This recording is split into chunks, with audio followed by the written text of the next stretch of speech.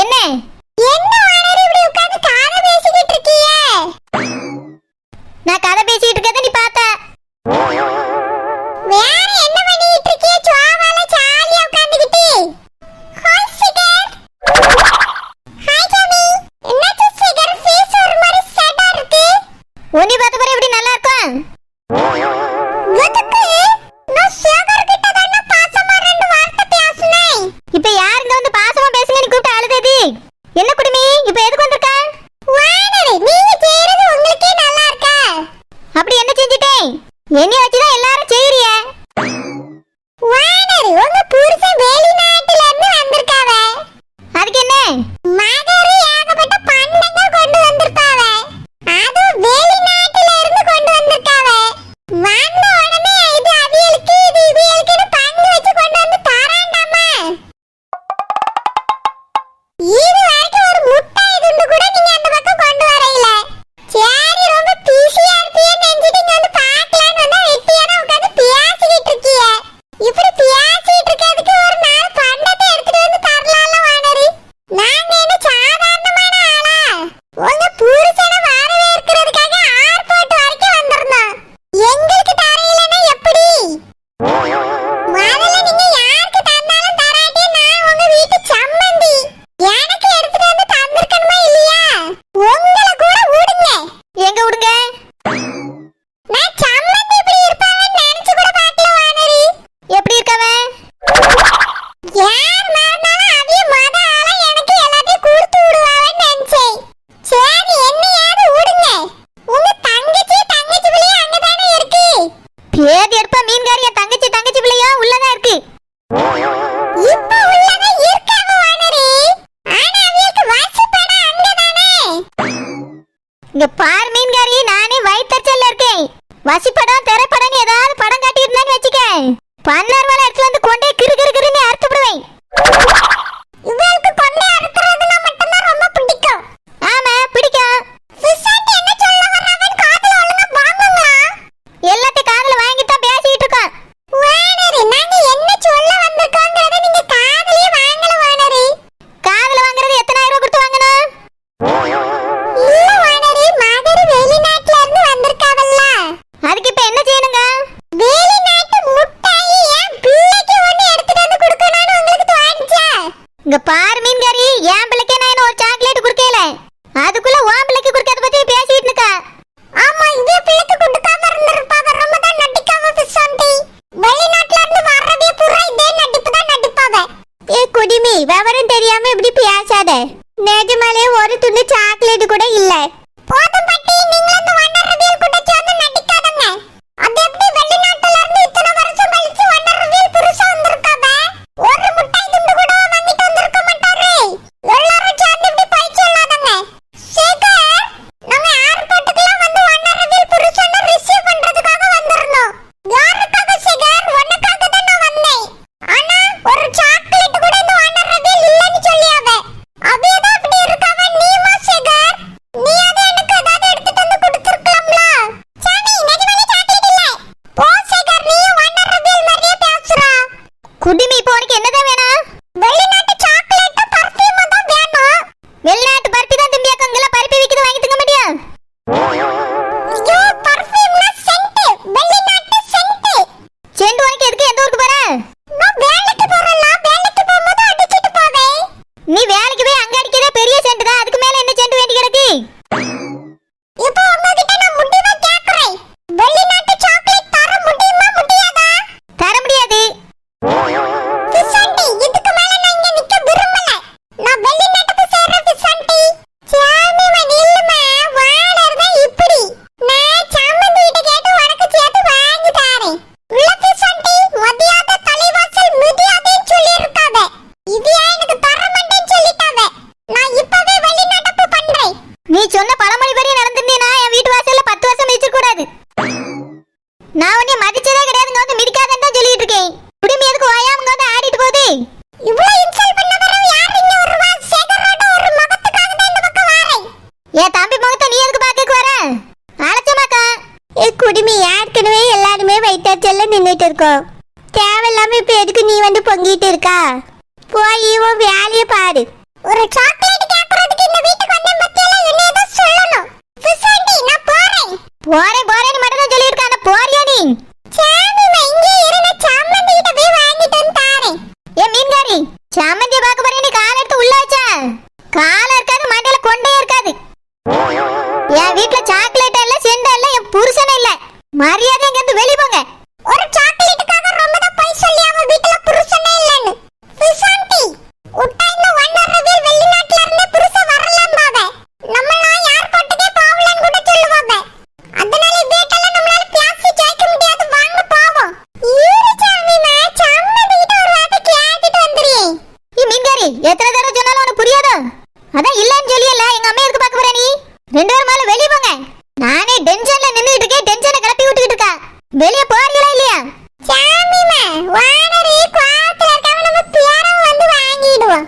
நானே நாமத்த பிள்ளைகளுக்கு ரெண்டு சாக்லேட் தராம மொத்தத்தை எடுத்துட்டு போயிட்டாரேன்னு கடுப்புல நின்னுட்டு இருக்கேன். இதுல இந்த குடிமிய மீன்காரி வந்து எனக்கு சாக்லேட்டுங்கால்வே. என் வீட்ல நடந்த பிரச்சனை இது வரைக்கும் தெரியுமா? நான் வச்சுக்கிட்டா வஞ்சனை பண்ணிக்கிட்டு இருக்கேன். எல்லாத்துக்கும் எங்க அம்மா தான் காரணம். சரோஜா விடுமா, நம்ம ஒண்ணு நினைச்சா தெய்வம் ஒண்ணு நினைக்குது. சாக்லேட் எல்லாத்தையும் வயசான காலத்துல உன் மாமியார் அடி திங்கணும்னு இருந்திருக்கு. இதுல பிள்ளைகள் திங்கல அவியலுக்கு கொடுக்கலன்னு யார் சொல்ல முடியும்? எல்லாம் அவன் செயல். உனக்கு கொடுத்து வச்சது இவ்வளவுதான். அவன் செயல் அல்ல, இல்ல எவன் செயல் அல்ல. இதெல்லாம் என் மாமியார் செய்த செயல். முதல்ல என் புருஷனுக்கு போன் போட்டது, அதுக்கு பிறகு இருக்கு. தம்பி சேகர், நீ தானப்பா லக்கேஜ் எல்லாத்தையும் தூக்கிட்டு வந்தா?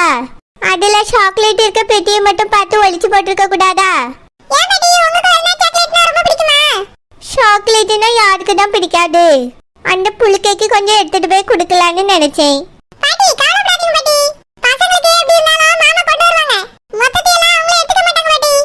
ஓ சரிப்பா தம்பி சேகர். ஹலோ. சொல்லு சரோ. வெளிநாட்டுல இருக்கும்போது உங்களுக்கு பான் போட்டு பேசிட்டு கிடந்தேன்.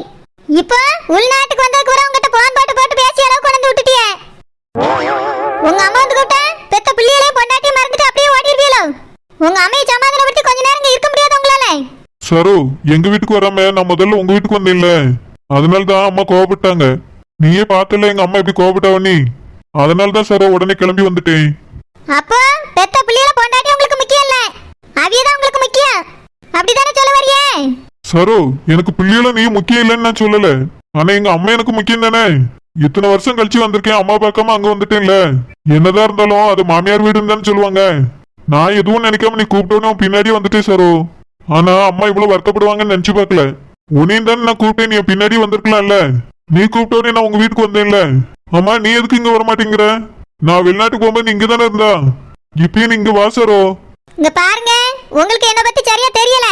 நீங்க வெளிநாட்டுக்கு போகும்போது இருந்த சரோ வேற, ரொம்ப இன்னசென்ட்.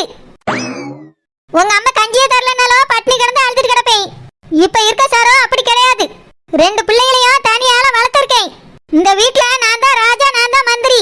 நான் வச்சதுதான் இங்க சட்டம். உங்க வீட்ல எனக்கு அப்படி கிடையாது. ஒரு வாய் கஞ்சி கூட உங்க அம்மாட்ட கெஞ்சி கேட்டுட்டு நிக்கணும். இங்க நான் 50 பேருக்கு ஒரு நாளைக்கு சோறு போட்டாலும் யாரும் கேட்க போறது கிடையாது. ஏன்னா இந்த வீட்டுக்கு நான் தான் மகாராணி. என்னையே இந்த ஊர் ஜனமே ஓனர் தான் கூப்பிடும். இப்ப நான் 10 வீட்டுக்கோ 10 மாட்டுக்கோ சொந்தக்காரி. ரெண்டு பிள்ளைகளுக்கு அம்மா. அதுவும் சாதாரண அம்மா இல்ல, பிள்ளைகள்னா உசுரே விடுற அம்மா. ஏன்னா அம்மாவா அப்பாவா இருந்து வளர்த்திருக்கேன். நீங்க மூஞ்ச கொண்டு காமிச்சிட்டு ஒரே வட்டமா ஓடிட்டே பொறுப்பே இல்லாம என் பிள்ளைகளையே அப்பா வந்துட்டு போயிட்டாலே நீ அலையில. ஒத்த சாக்லேட் கூட தந்துட்டு போயிலே அழுதுகிட்டு இருக்கு. இவ்வளவுதான் உங்க பாசம் என் பிள்ளைகளுக்கு. அத முதல்ல நீங்க ஞாபகம் வச்சுக்கிடுங்க. பிள்ளைகளையே உங்களை பார்க்காம கூட வளர்ந்துரும். ஏன்னா இத்தனை வருஷம் வளர்த்தனா இனிமேல வளர்த்துருவேன். ஆனா நீங்க உங்க பிள்ளைகளை பார்க்காம இருந்துருவீங்களோ? சரோ, எதுக்காக இவ்வளவு பேசுற? வீட்டுக்கு வான்னு தானே கூப்பிட்டேன். அதான் சொன்னேனே, நான் அந்த வீட்டுக்கு வந்தேன்னா என் மானம் மரியாதை கௌரவம் எல்லாம் காத்துல பறந்துரும். எல்லாத்தையும் விட்டுட்டு தான் நான் அந்த வீட்டுல வந்து இருக்கணும். என் பிள்ளைகள் பச்சை பிள்ளைகளா இருக்கும்போது கூட நம்ம பிள்ளைகளுக்கு உங்க அம்மா ஒண்ணும் செய்ய மாட்டாவ. ஆனா உங்க தங்கச்சிக்கு எல்லாத்தையும் செய்வாவ. என் பிள்ளைகள் வீட்டுல கிடந்துச்சுன்னா தொல்லையா இருக்குமே ஹாஸ்டல்ல கொண்டு போய் சேர்த்துட்டாவ. நான் அந்த வீட்டுல அடிமையா கிடந்தேன். இதுக்கு மேல இந்த வீட்டுல இருக்க முடியாதுன்னா என் வீட்டுக்கு நான் வந்தேன். அந்த மாதிரி ஒரு வீட்டுக்கு நான் மறுபடியும் கால் எடுத்து வச்சு வருவேனா? நம்ம பிள்ளைகளை உங்க அம்மா ஒரு தடவை கடத்திட்டு கொண்டு போயிட்டாவ. அப்போ கூட என் பிள்ளைகளுக்காக அந்த வீட்டுல போய் நான் காலை மிதிச்சேன். என்னைய மருமவங்கிற மரியாதையில கூட கூப்பிடல. எவ்வளவு கேவலமா இன்னைக்கு பேசினவளோ அதே மாதிரி பேசினவ உங்க அம்மா. உங்க தங்கச்சி நீங்க பொண்ணு கேட்க சொன்னீங்களே, நீ ஒரு நாள் மதிச்சு போனே. அன்னைக்கும் இதே மாதிரி தான் நடந்துக்கிட்டாவ. என்னைக்கு அவ நீ மதிச்சதும் கிடையாது, மருமவளா நடத்தினதும் கிடையாது. அப்படிப்பட்டவ இருக்க வீட்டுக்கு